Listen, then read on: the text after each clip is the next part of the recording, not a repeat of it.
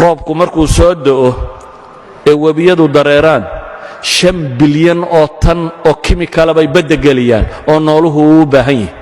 hadduu dhulku abaarsado baddana waa abaarsanaysaa roobkaasi hadduu di'i waayo ilaahay muxuu yidhi wa fi الsamaa'i risqukum wamaa tuucaduun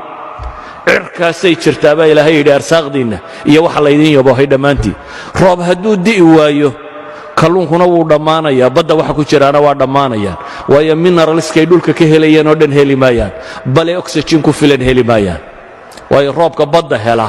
waxyaabaha uu badda geliya waxaa ka mid ah oxygenka saa daraaddeed kalluunka laftiisaa abaarsanaya hadduu roob heli waayo noloshan sidan u dhisan ee ilaahay subxaana wa tacaala saatan u sameeyey biyuhu khasaa'ista ay leeyihiin noolaha kaloo dhamme ma leh kimikaliska kaloo dhamme ma leh walidaalik biyuhu markay 4 digrii gaadhaan baa densitigoodu ugu culus yihi hadday ka hoos maraan waa maxay wuu fududaadaa waa sababta ilaahay ugu talagalay in badda waxa ay ku nool yihiin wailaa hadday 0 digrii markay sii gaadhaba hadduu densitigu sii cuslaanayo barafku hoostuu mari lahaa iminka barafku dushuu sabeeya hoostana biyaha sabeeya haddii biyuhu ay la mid noqon lahaayeen materialka kaloo markay sii qaboobaanba densitigu culayskuu sii badan lahaa oo biyuhu barafku hoosta maro noolaho dhamme oo dhiman lahaa ilaahay markuu uu kala bedelay baddaa waa la dhanaaniyey lowlaa aanay dhanaan ahayn dunida qudhumuun baa loogu dhiman lahaa milixdaa ay tahay ee leedahay ayaa badda waxa ku bakhtiyey iyo waxaynu ku gurayno iyo waxoo dhan urtooda bedeli lahaa wa ilaa dunidoo dhamme ur bay u dhiman lahayd hadday biyaha baddu macaan yihiin waxaynu isleenahay hadday baddu inoo macaanaato mala biyaad ka dhergi lahayd baad isleedahay maad noolaateen yacni noloshan sida ilaahay u dhiga ay u taallo hadday bad tahay iyo hadday berri tahay hadday xayawaan tahay hadday miqdaarka biyo ee cirka ka soo da'aya tahay hadday temperature tahay hadday yacni dhulku waxay dhahdaan ilaa 100 digrii buu temperaturekiisu kala sarreeyaa marka loo eego equatorialkiisa iyo maxay iyo north polkiisa haddaanay sidaa ahaan lahayn bay leeyihin nolosha ma jirteen wax kastoo innaga aynu isleenay malaa sida kalea ku fiicnaan lahaa scientifically waxay leeyihin hadday sida kale ahaan lahayd noloshu ma jirteen taa macnaheedu ayuha alikhwa waxa weeyaan dunida tan aynu ku nool lahay waa halkaa uu ninka saynisyahankay ka leeyahay waa tailor made for man buu yidhi waa bahal loo dawaariyey bini aadamka loo dawaariyey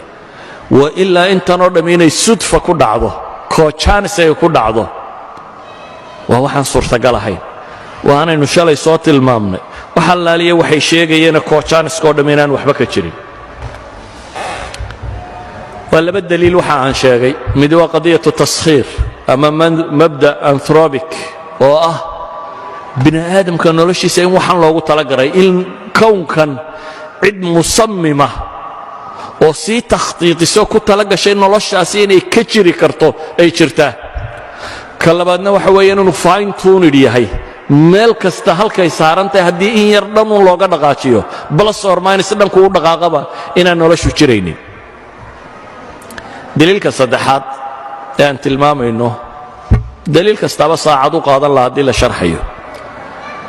waa daliilu liijaad aw ilxuduud waa daliilkay falaasafadii horena daliishan jirtay iftiinka cadceedda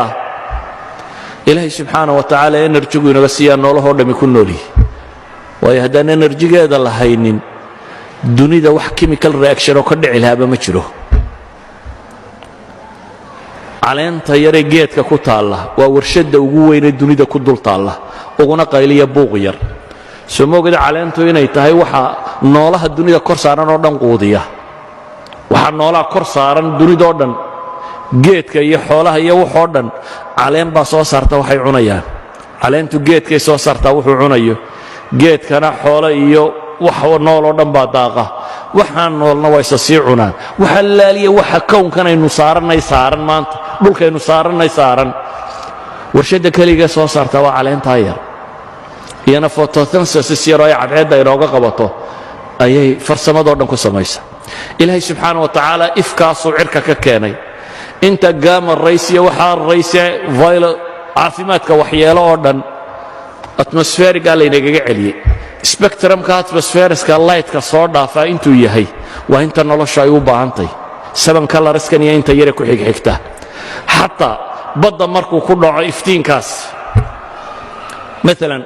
casaanku spectrumkan badda markay biyaha nalku ku dhaco casaanku 18 mitir buu ku dhammaadaa